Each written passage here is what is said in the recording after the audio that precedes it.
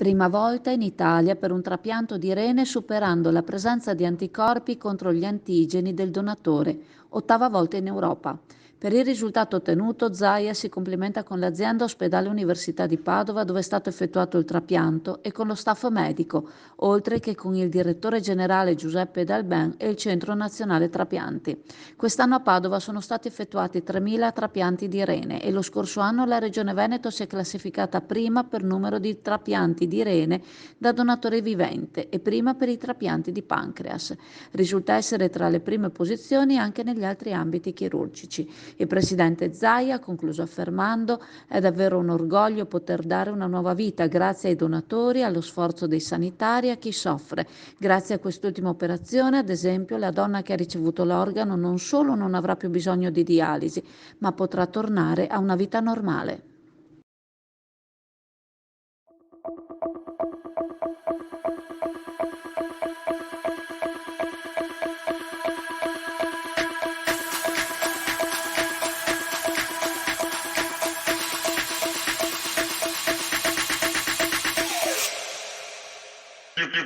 Thank you.